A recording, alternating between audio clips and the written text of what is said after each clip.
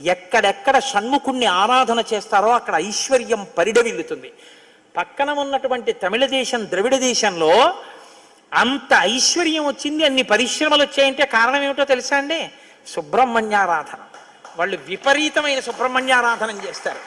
సుబ్రహ్మణ్య ఆరాధనం చేసినా, షణ్ముఖుడికి ప్రదక్షిణం చేసినా, ఆయనకి నమస్కారం చేసినా జ్ఞానము, ఐశ్వర్యము, సంతానమునకు క్షేమము, ఆయువు, ఆరోగ్యము అన్నీ కలుగుతాయి. అంత శక్తివంతమైనటువంటి సర్గ ఈ షణ్ముఖోత్పత్తి సర్గ.